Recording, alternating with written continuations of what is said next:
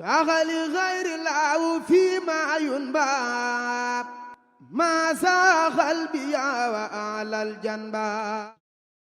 le président du conseil départemental de la Basse-Bagno, messieurs les sénateurs,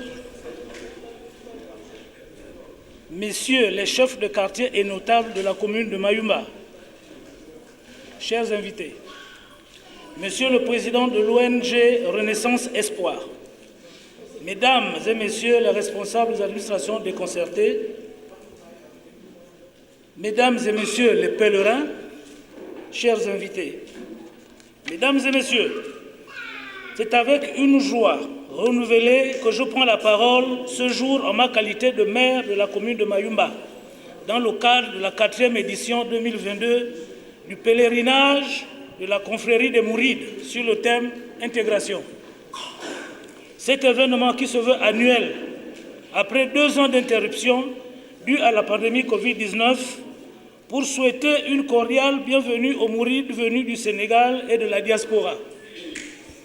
Cheikh Amadou Bamba, qui tend à devenir avec le temps notre patrimoine commun, dont les valeurs cardinales enseignées dans ses préceptes religieux sont la foi, la tolérance, la pertinence intellectuelle, l'attachement aux valeurs africaines et surtout l'amour pour son prochain. Valeurs affermies durant son séjour à Mayumba demeurent une source d'inspiration pour nous tous. Très chers pèlerins, Mayumba restera une terre d'accueil, mais aussi une terre d'opportunités et de par sa façade maritime. Sa flore, sa faune et sa culture, d'où la nécessité d'une synergie pour la transformation de cette localité. Avec vous, chers frères Mourides, cela est possible. Aussi, l'édition 2022 du pèlerinage doit être florissante pour le développement socio-économique et culturel de la commune de Mayumba. Sur ce, je déclare ouvertes les festivités prévues dans le cadre de pèlerinage de Mourides sur le thème Inclusion. Plein succès aux travaux, je vous remercie. Monsieur le maire, de nous avoir bénéficié de ce beau discours de bienvenue. Après, le professeur Gueye se chargera des commentaires. Nous nous excusions également auprès de monsieur Lo, chargé de la communication de monsieur l'ambassadeur. Nous l'avions oublié, le fait que nul n'est parfait. Donc, nous allons donner la parole après le discours du maire à monsieur Lo, représentant de l'ambassadeur du Sénégal au Gabon. Bonjour. En tout cas, ce sera très difficile pour moi. L'ambassadeur du Sénégal au Gabon, parce qu'à ma qualité de conseiller et de disciple de Cheikh Ahmadou Bamba, ce serait vraiment très difficile. En tout cas,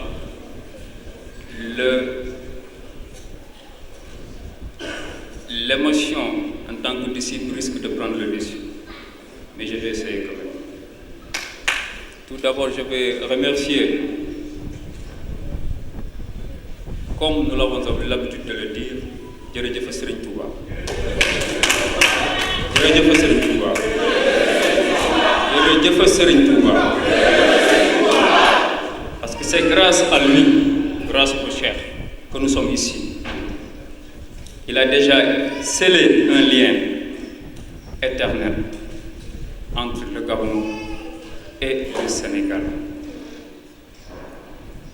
Et sur ce, les autorités, les plus hautes autorités l'ont compris. C'est pourquoi cette année, c'est une redynamisation de la diplomatie, des relations entre le Sénégal et le Gabon. Ce que je suis d'ailleurs, l'arrivée du président de la République, son Excellence M. Macky Sall, le 16 août et le 17, pour venir assister à la fête, avec son frère, bien sûr, à la fête nationale de l'indépendance du Gabon. Je voudrais aussi remercier, au nom de l'ambassadeur du Sénégal au Gabon, toutes les autorités, sans exception, elles n'ont ménagé aucun effort pour la réussite de cet événement si important, si exceptionnel pour nous. Remercier à la fois l'accueil qui nous a été réservé par M. le maire et la population de Mayomba. Monsieur le maire, merci beaucoup. Et j'espère que les relations entre les deux villes, Mayomba et Touba, sont déjà établies. Monsieur le maire de Lambaréné a été reçu récemment par son Excellence, avec moi-même. Et il y a eu des échanges de correspondance. J'espère que vous êtes au courant. Il y a aussi une mission de prospection, vous avec votre homologue maire de Lambaréné, à Touba. Donc les liens pour une coopération éternelle sur tous les plans est déjà établi. Donc rassurez-vous, monsieur le maire. Remercier le khalife général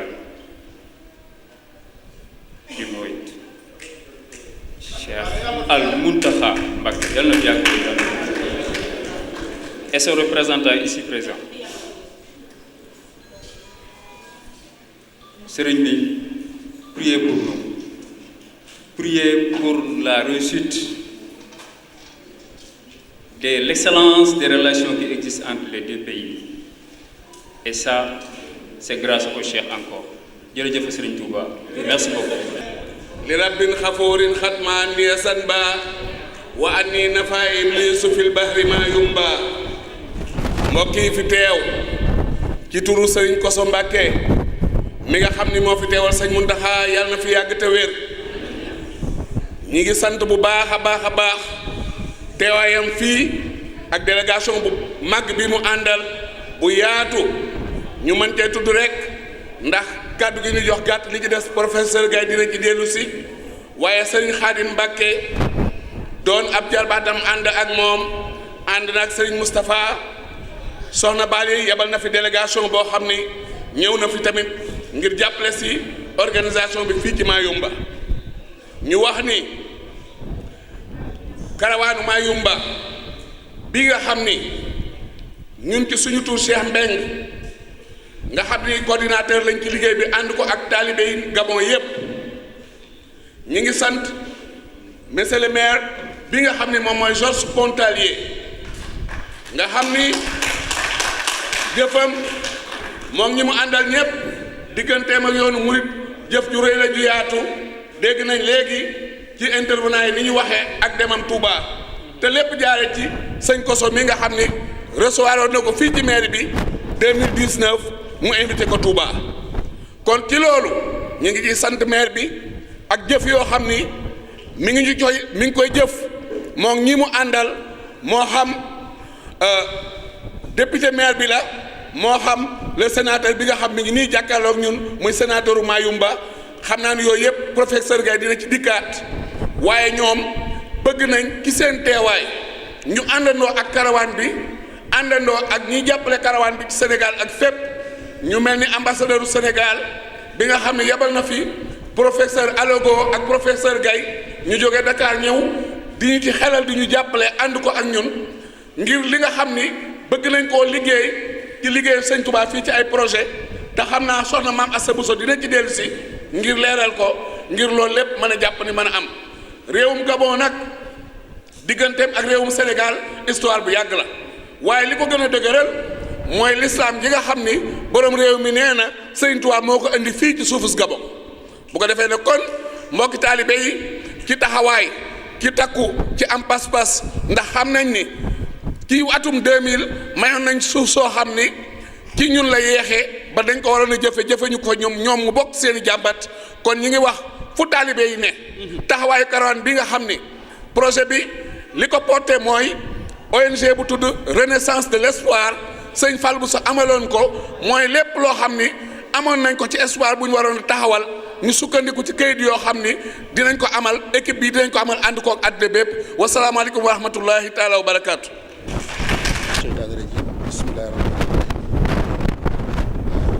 l'auguste assemblée constituée par des représentants et des responsables importants des institutions gabonaises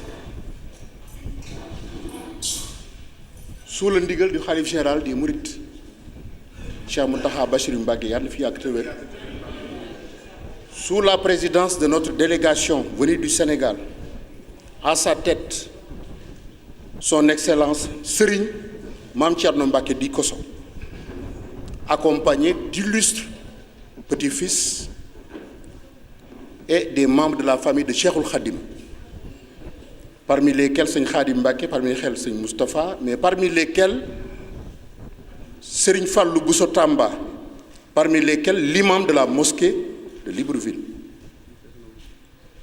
parmi lesquels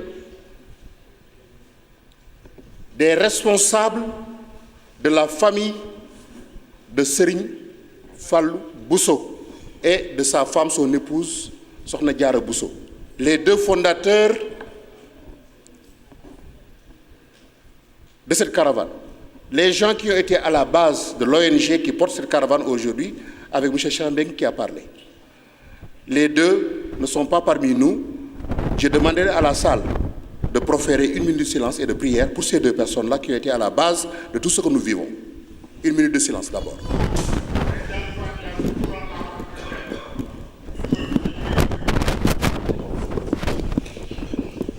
Amen. Amen. Que les prières soient exaucées au nom d'Allah subhanahu wa ta'ala, au nom du prophète sallallahu alayhi wa sallam et au nom de Cheikhoul Khadim. Pour ces deux grandes personnalités qui ont eu à comprendre qu'en terre de Mayumba, dans Langounié, dans la province de Langounié, au Gabon, dans les confins du Congo, aux abords de l'océan Atlantique, un territoire connu, un territoire respecté par ses valeurs écologiques, par ses valeurs culturelles, mais ses valeurs aussi religieuses, qui viennent par le grand séminaire Saint-Odile que nous avons visité. Avec ses enfants aujourd'hui, sa progéniture, Sokhna Asta Bousso et Serigne Cheikhouna Bousso, ici assis, qui portent le flambeau, que Dieu donne de la force avec l'ensemble de la communauté à réussir la mission. Nous remercions au nom du président de la délégation, du chef de délégation venu de Dakar, notre marabout, notre guide spirituel, Serigne Kosso Mbacké, professeur Allogo, Joly Davi Ndong Allogo, et professeur enseignant-chercheur au Sénégal, mais gabonais, Doyem, M. Allogo. Il vient représenter l'ambassadeur et l'ensemble de l'organisation que nous portons ensemble, les initiatives Touba Gabon, pour huiler les rapports entre le Gabon et le Sénégal en passant par le mouridisme. Nous remercions M. Ndember Jean-Joseph, président du conseil départemental, qui coiffe la commune de Mayumba, qui est parmi nous, auguste personnalité. Nous remercions le maire, qui est notre hôte, qui nous a reçus et qui nous a vraiment accompagnés depuis presque 4 éditions et qui fait tout son mieux pour que tout avance et que les projets réussissent. M. Georges Pontalier, le maire de la commune de Mayumba.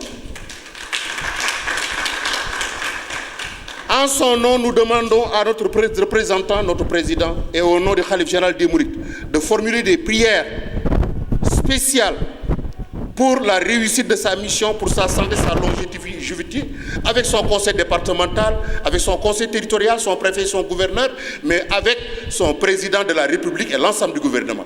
Que la santé, la paix et, n'est-ce pas, tout soit du côté de nos autorités gabonaises. Et nous les remercions vivement au nom du khalife général des Mourides, Serigne Mountakha Mbacké Bassirou yàlla na fi yàgg te wér, pour l'avenue Cheikh Ahmadou Bamba qui a reçu son nom au 2e arrondissement de Libreville. Ça, c'est extrêmement important. Nous avons vraiment immortalisé ce moment avec le représentant, et le représentant tient à le dire. Monsieur Mbokou, Éric Wilfred, nous vous remercions vivement. C'est notre commandant de gendarmerie de Mayumba, pour l'accompagnement sur la route, pour la sécurité, pour tout ce qui a été fait, pour ce travail que vous avez réussi avec nous. Que longévité soit à vous. Monsieur Obiang Zé Vloran, nous sommes reconnaissants pour tout ce qui a été fait, mon adjoint, pour le travail que vous avez fait en accompagnant n'est-ce pas, le responsable. Monsieur Mbou Sébastien, chef de l'antenne DGDI, nous tenons à spécialement vous remercier pour l'ensemble des travaux que vous avez faits pour accompagner la réussite de cette caravane. Sans vous, la caravane n'aura pas lieu.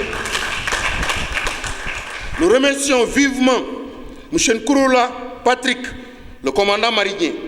Nous remercions M. Mafongang Acherong, Gerveline, c'est madame, médecin chef centre médical de Mayumba. Elle est parmi nous, elle est là. Madame, docteur, merci beaucoup. Charles Iwangou, Charles, chef de brigade de la pêche de Mayumba.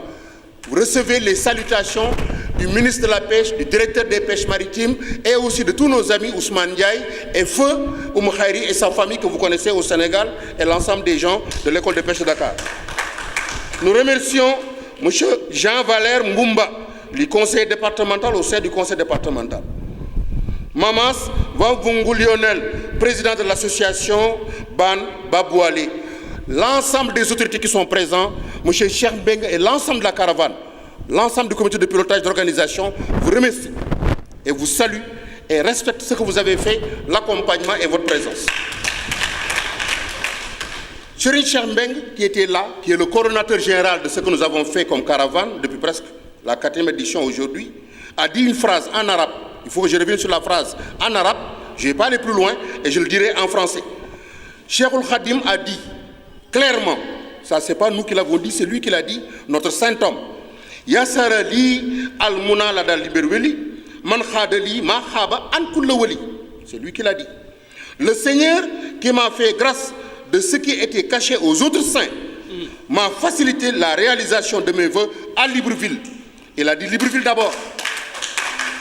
Mais n'oubliez pas que le périple s'est fait à Libreville, mais aussi à Mayumba et aussi à la Mérinée. Donc, il est important de savoir ce qui a été dit dans ce sens-là. Parce qu'il y a 7 versets qui sont là, que je vous ai donnés dans le pamphlet. An-Nafi'u, celui qui accorde le profit, m'a conféré à Libreville ce dont m'en vient tous les saints. C'est lui qui le dit. C'est extrêmement important. Il a dit, mon éloge à l'endroit de la meilleure des créatures à Libreville a conduit vers moi ce que convoitait tout saint. Il a eu la sanctification totale. La canonisation, comme on le dirait à l'église, totale. Il l'a eu à Mayumba et à Libreville.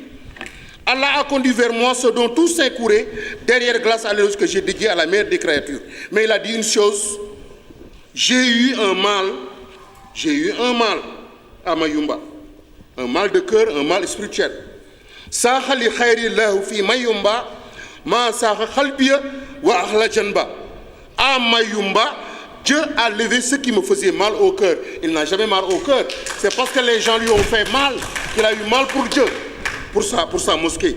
La destruction de la mosquée de Mayumba, c'était 4 pierres, 4 petits bois qu'il a posés pour prier que les colons sont partis détruire.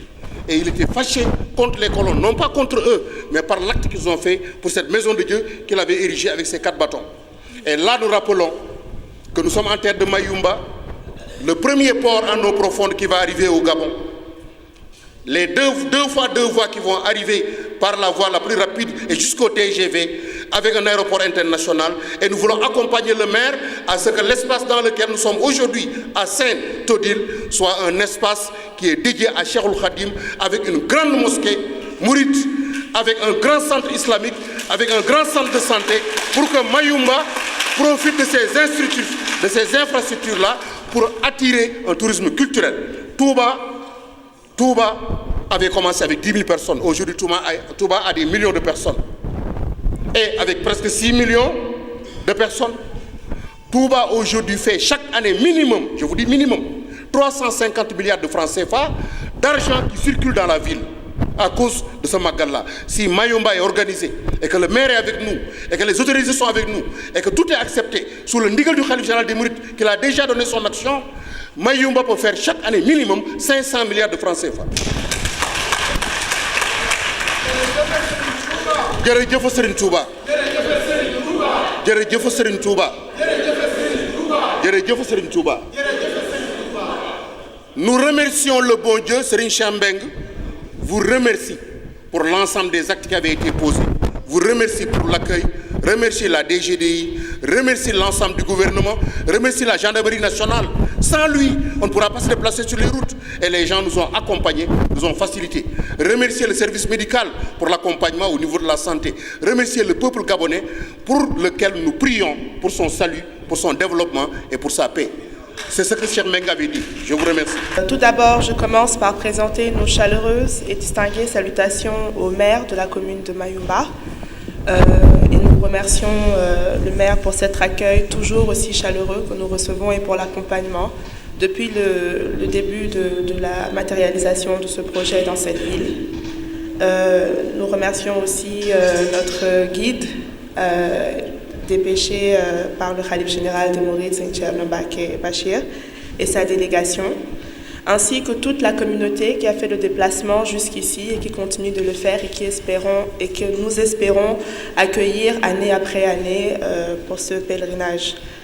Et nous remercions aussi par l'occasion, je parle au nom des enfants de Seigne Fallou Bousso et de Sokhna Diarra Bousso, initiateurs et fondateurs de l'initiative de la caravane de Mayumba sur les traces de Cheikh Ahmadou Bamba et de l'ONG qui la chapeaute, à laquelle je succède, à la tête de laquelle je succède.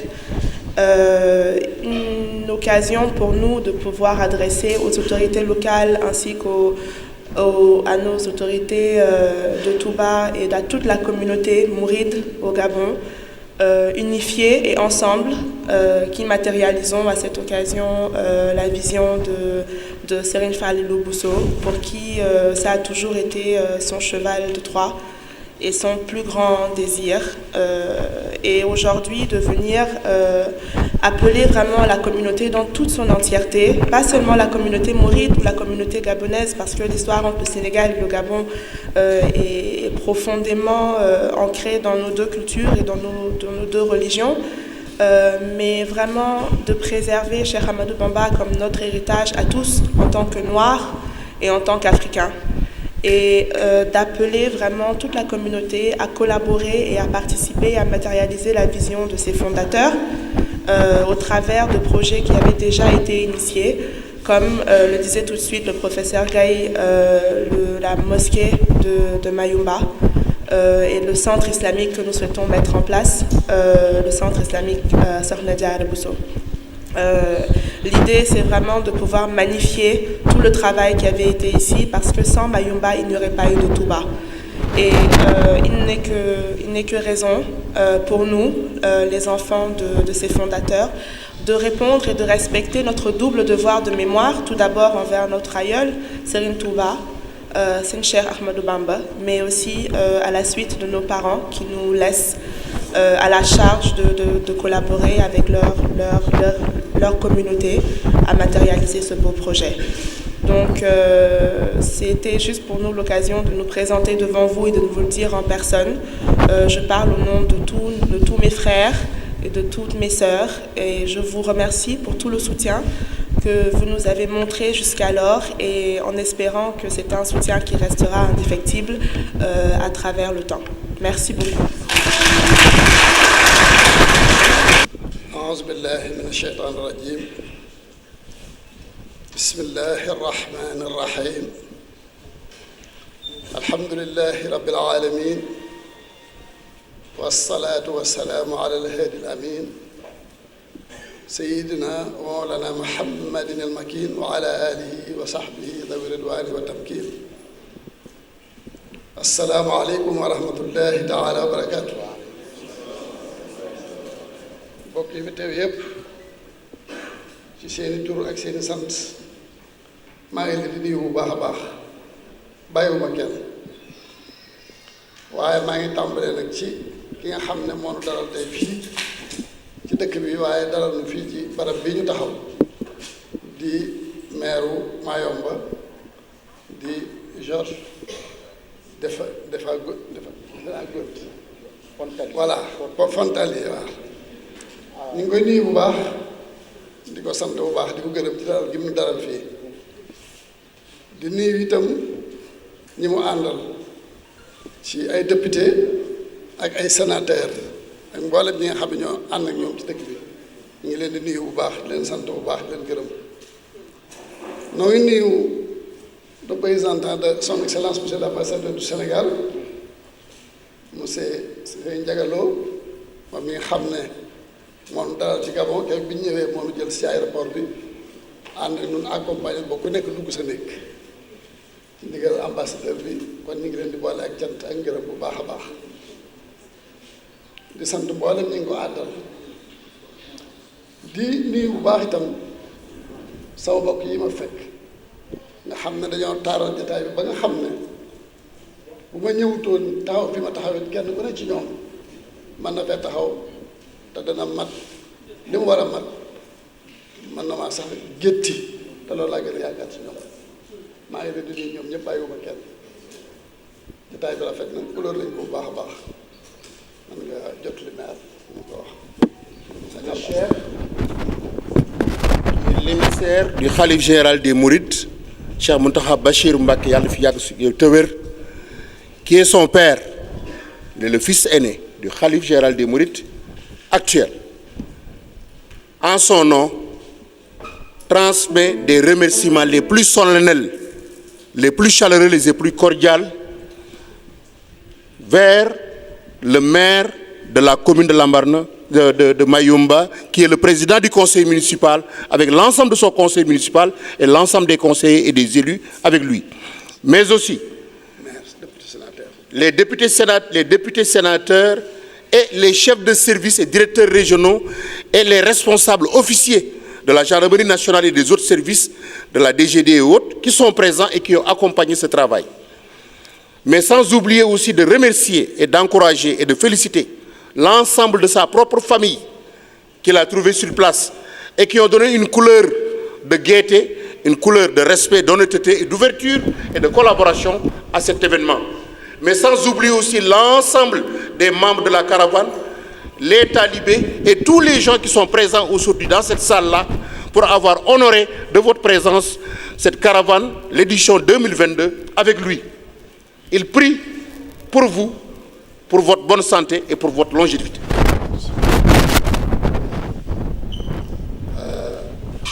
Ginnaaw sama mbokk yi bu ma leen nuyoo ba noppi jox leen seen wàccuwaay maa ngi rendre hommage Sëriñ Fallou Bousso maa ngi koy fàttaliku bu baax ci xalaat ak ci ñaan comme ni ñu ko defee léegi ñun ñëpp defandoo nañ ko alhamdulilah yàlla nangu lépp. Il dit que spécifiquement et de manière très très franche et honnête et très respectable, il rend hommage à Serigne Fallou Bousso et sa femme, son épouse, Sokhna Diarra Bousso, qui ont été les initiateurs et fondateurs de ce que nous vivons aujourd'hui dans cette caravane-là. Il prie pour le bon Dieu, il prie pour l'ensemble des saints et l'ensemble des saints musulmans et des prophètes, qu'Allah les récompense le plus haut niveau dans le paradis éternel. ma noppee ci ñoom di nuyu nag bu baax ak a ñaanal ak a ziyaare ñi nga xam ne ñoo ko fi taxawal tey di sëriñ Cheikhouna Bousso soxna Mame Asta Bousso ak njabootu sëñ Fallou yëpp ak sëñ Cheikh Mbengue mi nga xam ne ak Baddo ak boolem ñi mu ko àndaloon nga xam ne bi sëñ Fallou nekk ñoom ñëpp ñoo àndoon liggéey bi ñoom ñëpp maa ngi leen di beral seen nuyoo bopp. Le chef est en train de saluer et de remercier aussi la progéniture présente aujourd'hui de Sëñ Fallou Bousso et Sokhna Diarra, Mame Asta Bousso et Cheikhouna Bousso, accompagnés de la famille Sëñ Fallou Bousso Tamba et les autres, pour tout le travail et le legs qu'ils ont reçu avec toute la charge, mais que Dieu va les accompagner pour la réalisation de cette vision importante des parents qu'ils ont laissés derrière, accompagnés et appuyés et assistés par l'ensemble de la communauté mouride, en l'occurrence le comité qui est en place, coordonné par Serigne Cheikh Mbengue, Serigne Baddo, Serigne Kallamou, Sokhna Bator et toute l'équipe. Mais aussi ne pas oublier de remercier et d'encourager l'ensemble de la délégation venue de Dakar, Serigne Mamour Lo, Sokhna Fati et son frère Serigne Moustapha et tout le monde qui sont représentants de Sokhna Bali ici. Sokhna Bali qui les a envoyés ici pour les représenter dans cet événement. Tout ceci donne de la couleur et du respect et de la hauteur. Je vous remercie. di nuyu nag mbokki taalibe yi des yëpp moo xam ñu ngi fii tey ci salle bi wala nekkuñu ci salle waaye ñu ngi ci dëkk bi wala ñu nekk ci Gabon fu ñu fi mën a nekk rek nañu xam ne nuyoo boobu ci la ñu bokk te woote bi itam ci la ñu bokk.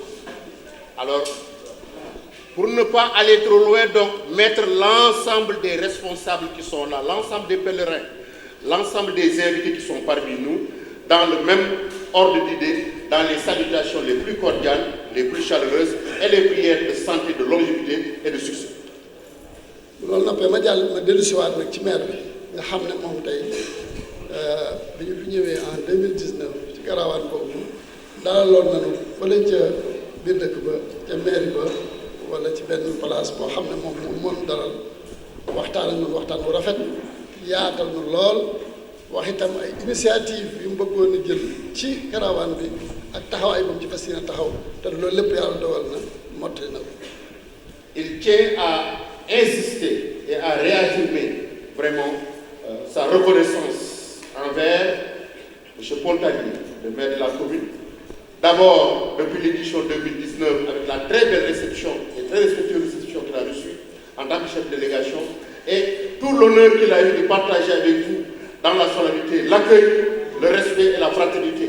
Mais aujourd'hui, aussi dire qu'il est en train de se rappeler de l'ensemble des préoccupations qui avaient été déjà prises en compte et l'ensemble des projets et des programmes sur lesquels vous travaillez et que ceci vous accompagne jusqu'à maintenant. Mais loolu jàllee invité woon nañ ko Massalikul Jinaan ci ouverture bi nga xam ne dafa nekkoon bis bu màgg ci nun di bis bu rëy ci nun di bis bu doon bis bu rëy ci xalifa bi ba mu teeweel ko boppam ñu invité ko mu bàyyi li mu doon def bàyyi ab liggéeyam lépp ñëw Massalik ànd ak ñun bi yàlla dogalee ñuy julli ñu ngi toog sama wet bi nga xamee noppi nañ ci loolu dem naa otelam seeti ko ñu bokk waxtaan mu gën a yeesal li nga xam ne moom la waxoon loolu noonu ko ñuy sant bu baax di ko gërëm ba noppi itam jox naa ndigal sëriñ Xaadim nga xam ne dafay taxawee ñaari anam genn gi sëriñ bi moo ko tànn ngir mu gunge ma waaye yàlla dafa def mooy moo yor ci mairie bi 800 moom mi ngi nekk vice maire adjoint maire ci Touba waaye moo yor comité de décentralisation coopération décentralisée itam moo ko yor ci mairie bi loolu tax na wax naa ko ne ko ne leen yónnee invitation màggal bi nu mu gën a gaawee ngir ñu assister ko nañu assister woon Massalikul Jinaan. Le chef rappelle l'honneur et le plaisir qu'il a eu à vous envoyer une invitation pour l'ouverture de l'inauguration de la grande mosquée Massalikul Jinaan à Dakar. Et vous l'avez honoré si brillamment. Et d'ailleurs, le jour, quand il faisait la prière, il s'est rappelé, vous avez prié ensemble, vous étiez à ses côtés pour faire vos prières aussi. Et ceci est très important, et ceci est très marquant.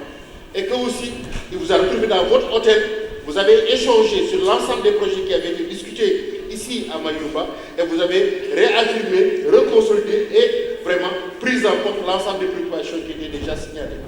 Mais, un aspect extrêmement important qui souligne, c'est le Khadim Mbacké qui est là, avec nous, qui a été désigné doublement par le Khalif pour l'accompagner et aussi par sa propre présence en tant que responsable au niveau du conseil municipal de la commune de Touba, parce qu'il est vice-maire de la commune de Touba, chargé de la question de sa coopération décentralisée, les relations entre les mairies, les relations entre les communes, les relations entre les départements, l'intercommunalité.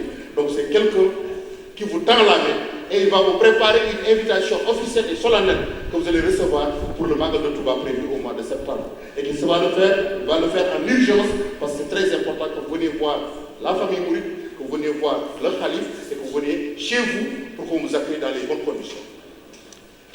li may wax lépp itam maa ngi fàttali ne maa ngi koy wax ci turu Cheikh Mouhamadul Mountakha Mouhamadul Bachir xalifa général Mouride man ak délégation bi ma àndal te wax naa ko léegi mooy sama bopp yi toog yëpp kenn ku ne mën naa représentant ci barab moo tax bëgguma tudd bëgguma lim waaw.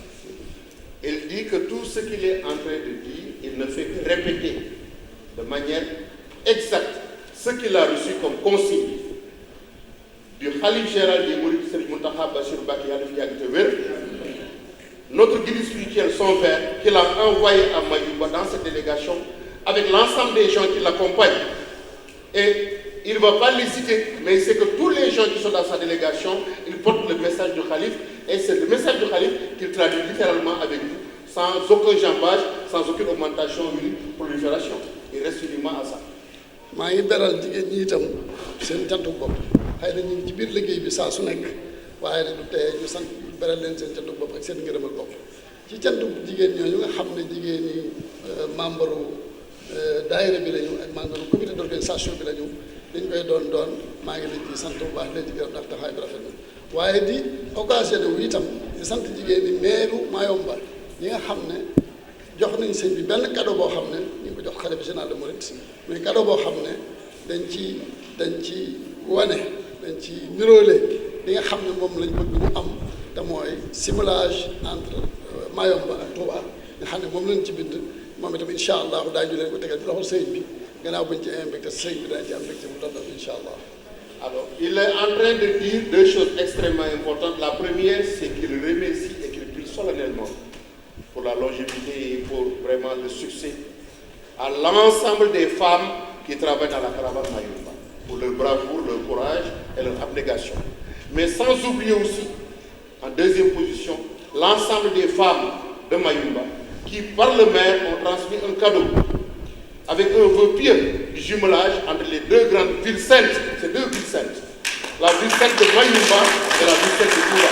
C'est extrêmement important, c'est deux villes saintes, parce que nous sommes dans une ville sainte. Et ça, nous le rappelons chaque fois.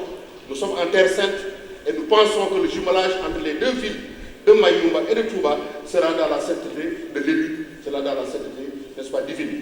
Nous le pensons vraiment. En dehors de ça, il tient à rappeler que nous sommes dans une journée de prière. Nous sommes dans une journée importante de prière et de recueillement et qu'il fera tout le nécessaire avec l'ensemble de la famille pour prier pour la longévité des responsables de Mayumba, mais aussi des responsables du gouvernement et des responsables des différentes représentations consulaires. Sans oublier M. Lo, qui est secrétaire au niveau de l'ambassade, avec l'accueil, la chaleur, le respect et l'ouverture, et l'ensemble aussi des responsables dans l'ambassade du Sénégal, n'est-ce pas, du Gabon au Sénégal, M. Ndiaye et son équipe, pour leur ouverture, leur accompagnement jusqu'à ce jour. loolu itam duñu am na baat moo wax bëgg naa mu gën a leer mooy jumelage bi nga xam ne ñu ngi koy soxla di ko bëgg diggante Mayumba ak Touba. Le chef insiste sur un mot, jumelage, avec le verbe jumeler. J-U-M-E-L-E-R, jumeler. Touba et Mayumba, que c'est un vœu pieux, il le répète, et ceci doit voir le jour dans les conditions les plus rapides pour porter l'ensemble des projets de Touba vers Mayumba et porter l'ensemble des projets importants de Mayumba vers la ville de Touba. Il y tient. gannaaw loolu itam nii ma fi taxawale sëriñ bi ànd ak sëriñ Xaadim ak sama bokk yëpp sëriñ Moustapha noonu lañ fi taxawalee Soxna Bali ci jëmmi ji di Mamour Lo ak soxna Maam Fatou Mbacké ma ne toog di sama rakk nga xam ne ñoom Soxna Bali moo leen dépassé foofu ba fii jox leen la mu leen jox waaye moo wax leen ne leen nag naa wax ci seen kàddu ndax kër ga noonu la tëddee te ñun ñëpp benn lañ ci yàlla dafa def sama relation ak moom di relation bu kawe bu am solo boo xam ne doyloo na ma ci lu bari waaye ma itam alhamdulilah doyloo naa ko ci lu bari mën naa ko représenté fenn fu nekk loolu moo tax mu jox leen diggante bu ñu ñëwee bu ñu wax ci dara ne xam nañ lu ñu wax li may wax moom a ko dàq waaye loolu la ci am. Il tient à remercier, à encourager, à féliciter et vraiment prier solennellement pour la délégation qui a été envoyée par Sokhna Bali Mountakha. En l'occurrence, Serigne Mamor Lo, ici debout, et Sokhna Fati Mbacké qui est là.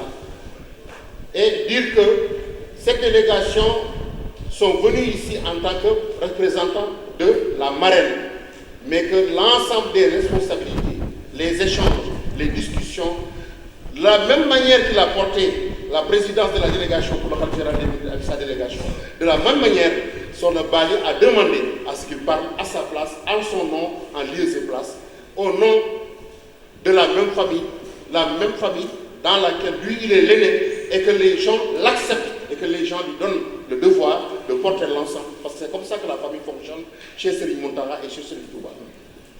kon maa ngi koy gërëmal mbooloo mi maa ngi leen di gërëmal Soxna Bali bu baax a baax ci ab taxawaayam bu rafet waaye maa ngi gërëmal Soxna Bali mbooloo mi itam ci tànn gi ñu ko tànn ci biir nit ñi doyloo ko yéene am ci moom yéene am ci moom yaakaar ak doyloo ba tax ñu jël kaddu bu mel noonu wala marraine bu mel noonu di ko teg ci kawam loolu itam moom itam maa ngi ko ci jotteel ak cant ci mbooloo mi nga xam ne ñoo def loolu ñoo ko xalaat te wax na ma it ne ma soxna Jaara ci boppam ndeysaan Bousso avant muy dem ñëw na ci moom ba waxtaan ci ak moom yàlla dogal at moom ne Covid bi moo tee mu ñëw comme ni ñu ko waxee léegi ci Covid bi yàlla na ko yàlla demal mu dem te du dikkat yàlla na ko yàlla wutal ay xéwal yu bare yoo xam ne du fi jóg barke Sëñ Tuubaa waaye ñëw nañ ba ci moom mu waxtaan ceeg moom balaa muy dem kon nag loolu moom itam maa ngi santal mbooloo bi fi nekk ci comité d'organisation bi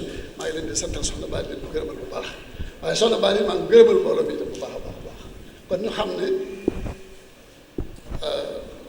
suñu borom tabaaraka wa taala xëy na suñu ngërëm jëriñu ko dara waaye teewul moom ma wax ci alxuraan ne radiyallahu anhum wa radu anhu kon nag ñaar yooyu mënuñoo takkali ko kon kii gërëm nañu ko waaye moom itam alhamdulilah gërëm na ko.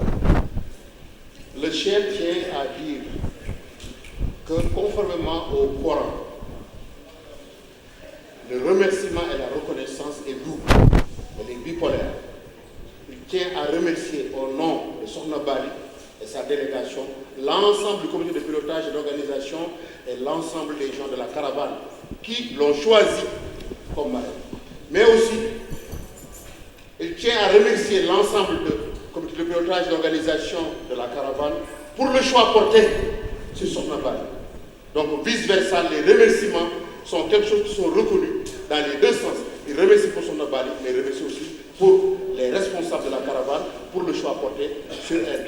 Donc que ceci est un acte fort et important et que Dieu les paie pour ça. kon maa ngi tëjee kàddu gi ci kaw di sant di ñaan monsieur le maire et le représentant de l'ambassadeur jottali nu suñu nuyoo ak suñuy cant ci président Ali Bongo mi nga xam ne moom mooy président réew mi tey te lii lépp ci yaatalam la bu yaatal doon du sotti yaatu na Sénégal yaatu na Sénégal yi jàpp na suñu président xamante ne moom waaye di yónni itam représentant de l'ambassadeur jottali ambassadeur bi waxoon naa ko ci bureau moom itam mu jottali na ay cant ci président Macky Sall ci kaw ñaan ko itam mu gën a jàpp ci caravane bi gën ñu ci jàppale muy ñoom ñaari président yëpp yaakaar naa ne ñun nii ñu koy doxee bu ñu ci jàppee ñoom itam yàlla mën naa dogal caravane bi daal ci kanam solo si. Le chef tient à solennellement devant tout le monde, devant l'audience, remercier, féliciter et prier pour son excellence M. Ali Bongo Ondimba. Pour son ouverture, pour sa gentillesse, pour l'accompagnement qu'il a toujours eu envers la communauté et l'ensemble des Sénégalais du Gabon, l'ensemble du peuple sénégalais ici présent. Mais aussi la reconnaissance vers le président de la République, son excellence M. Macky Sall, et lui demander aussi d'accompagner au plus fort ce qui se fait aujourd'hui en termes de développement de la communauté mouride au sein du Gabon, mais aussi que les deux frères soient unis ensemble autour de grands programmes, autour de grands projets pour le développement de la diplomatie économique et culturelle et religieuse pour le Gabon et pour le Sénégal et pour les deux peuples. duñu fàtte mukk bu ñuy wax bu ñuy ñaan caravane bi gën a dund defuñu ko dund ngir xam diggante relation Sëñ Touba ak Mayomba ndax Sëñ Touba bi muy ñëw Mayomba indaal na fi lu bari alhamdulilah waaye bi mu fiy jógee it jëlee na fi lu bari alhamdulilah ni ñu ko doon nettalee barki démb bi muy ñëw ñam bàyyi Sénégal jàpp ni ne sëñ bi mën naa doxati benn jéego jëm ci kanam ndax jàpp nañ ne fi mu war a yegg fépp yegg na fi li mu war a mel lépp mel na ni waaye wax nañ dëgg ndax nit ki bu fekkee dolli ko imaan dolli ko ci dara dolli ko ak wattandiku dara donc dolli ko ci ak sàmm dara dolli ko dara ci nangoo jaamu yàlla ak bëgg lu baax loolu dafay mel ni nit foofu la mën a yem kon Sëñ Tuubaa bi muy ñëw nag yooyu moom da ko fi indaale ba defoon nañ ne dara mënu cee dolliku moo tax bi ñu ko laajee ne ko waaw yow bu fekkee dolliku woo fa yii nga wax al iman al wara hubbul xayri iqaamati ibadallah tabaraka wa taala kama amal fekkee yooyu dellu googu lan nga fi dolli ko moo wax ne waaw axakay ne lu bare bare nag macha allah lu bare bare nag ndax dolliku naa fi xam yàlla bu wér al maarifatu billah dolliku naa fi itam al yaqin dolliku naa ko fii al usul ak suñu borom tabaraka wa taala dolliku naa fi ak nag may yu dul jeex nag jëmul fenn kon bi muy ñëw indi na lu bari waaye alhamdulilah maanaam jëlee na fi lu bari kon nag sant yàlla rek moo ci war ñu xam ne loolu kat du lu woyof ndax mawaahibu laa tanaahaa moom kenn mënu ko firi kenn mënta xam fu mu tàmbalee kenn mënta xam fu mu yem kon nag jëlee na fi lu bari kon suñu maayom ba dinañ ko fonk bu baax a baax a baax dañ ko téye bu dëgër ndax loolu kat fii la ko amee ndax sëñ bi bu ne Congo rek mi ngi ci jublu barab yii ci barab maayom kon alhamdulilah rabbil alamin nañu gën a tee garaawaan bi gën cee góorgóorlu gën koo yaatal ci képp koo xam ne bëgg nga lu baax ci képp koo xam ne mën nga lu baax sa lu baax loolee nga def ko ci ma di ko tëjee nag ci sant taalibe yëpp ni ma leen nuyoo woon rek laa leen di jottale ak cant ak i ngërëm te leen soññ nag taxawaay boobu itam ndax nag sëñ bi moom li war a def na ko li ci des noonu la war mooy dox gi ak wax gi am na loo xam ne koo ko defalul sax malaaka yi dañu wàcc def ko waaye nag danañ am ci suñu rôle bopp boo xam ne war nañ cee sàkku tiyaabu sàkku ci lu baax sàkku ko ci liggéeyal sàkku ci ngërëm kon loolu la ñu war a def li ci des itam weesu lu sant ñi nga xam ne ñooy jot li xabaar yi jot li lépp loo xam ne def nañ ko tey ci Mayumba incha allahu ci fi saasa ñëpp ci àdduna bi danañu jot rawat na waa Sénégal kon ñooñu ñëpp ñu ngi leen di sant bu baax leen gërëm leen baalu àq asalaamaaleykum wa rahmatullahi wa barakatuh. Le chef a fait une conclusion extrêmement importante en revenant sur les enseignements de la présence et l'arrivée du Cheikh à Mayumba et dans l'exil dans les différents territoires de Libreville, de Lambaréné et de Mayumba.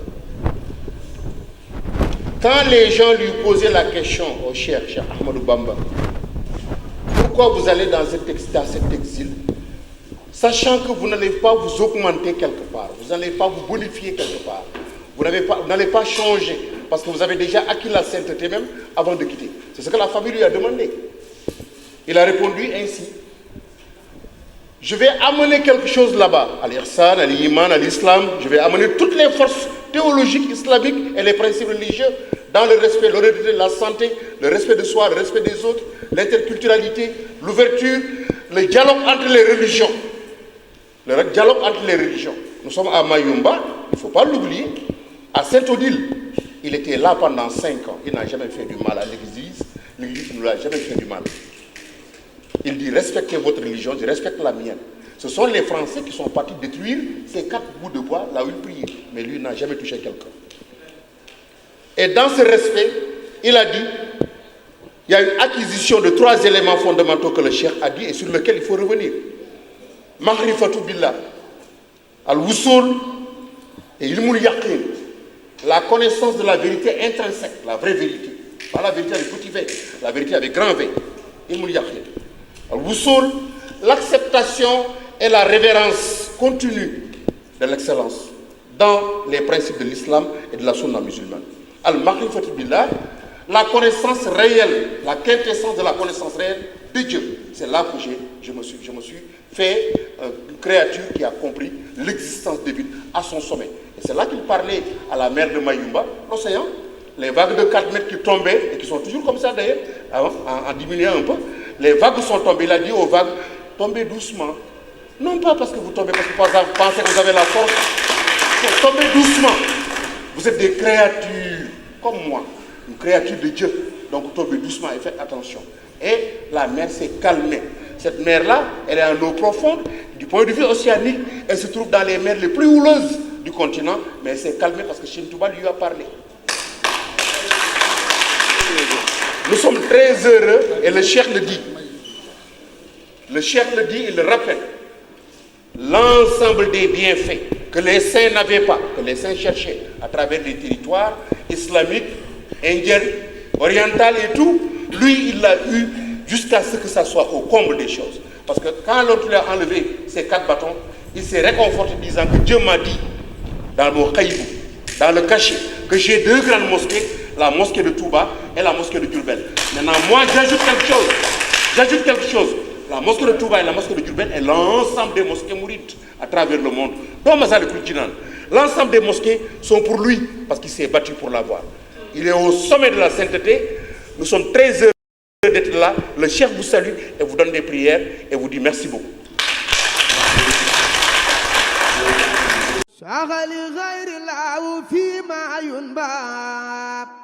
ما زاغ قلبي وأعلى الجنب